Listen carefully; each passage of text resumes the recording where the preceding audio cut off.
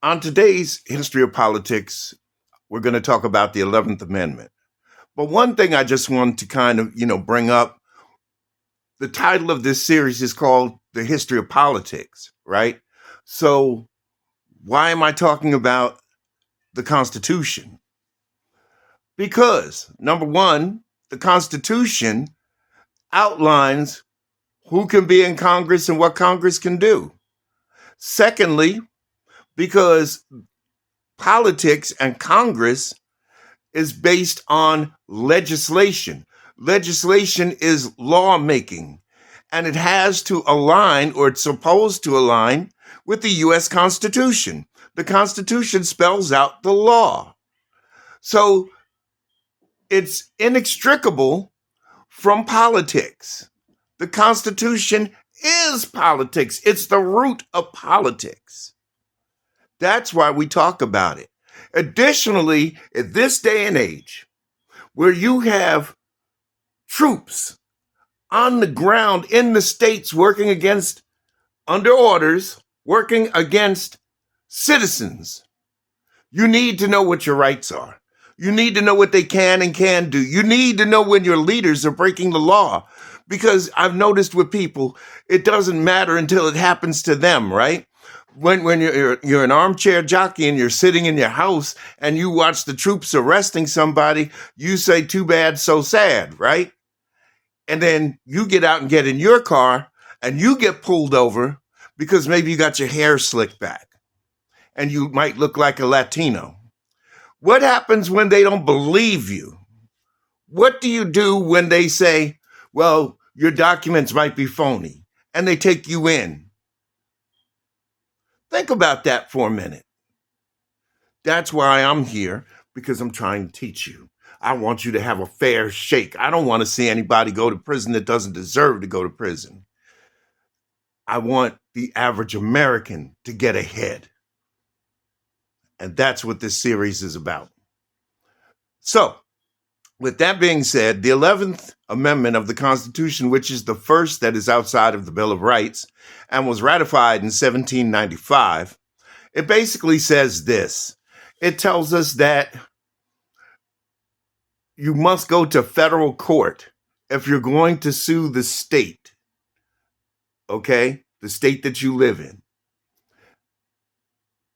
You cannot, now somebody from another state, let's break it down this way. Let's say you live in the city of East Orange in New Jersey, and you try to sue the East Orange government and an East Orange court. It can't happen. Why? Well, there's a couple of things. The first thing is you have jurisdictional issues. The second thing is the subject matter jurisdiction, because the city of East Orange would be acting both as the defendant and the judge. And that's also a conflict of interest.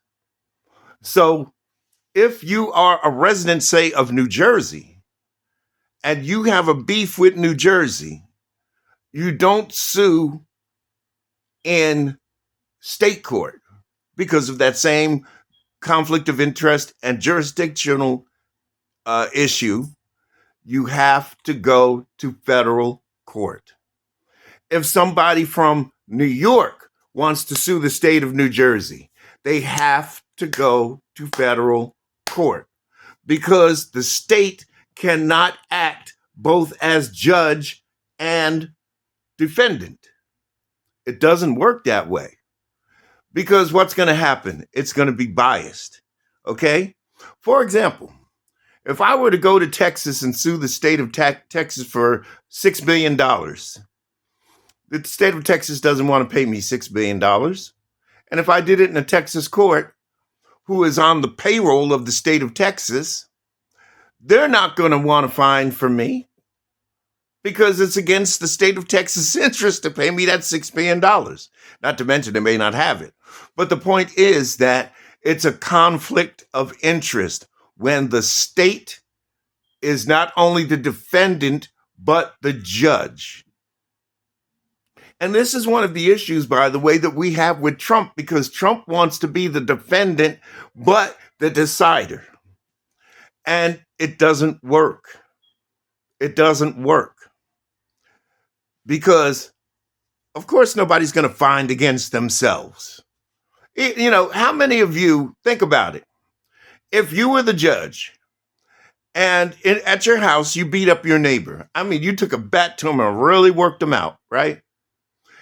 And that neighbor sues you and it's supposed to happen in your court. Are you gonna be honest about it? Are you gonna stand up and say, I'm hitting myself? A lot of judges would not.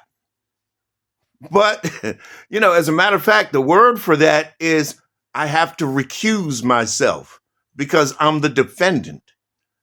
So I have to recuse myself from this case. When as a matter of fact, for a judge, if you know one of the parties personally, that's grounds for recusal. If you are dealing with one of the parties in a separate matter, you have to recuse because of what? A conflict of interest. Not to mention jurisdictional issues, as I said before.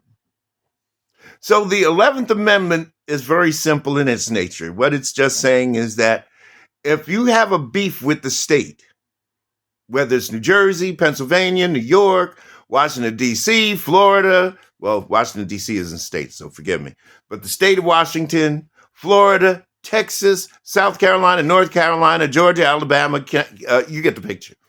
If you have a beef against the state, you do not sue them in a state court. You have to sue them in a federal court because a federal court is outside of the state system. They're not under the control. They don't serve at the pleasure of the governor. You sue them in state court. And that's the 11th Amendment. Like and subscribe. I'll see you on the next one.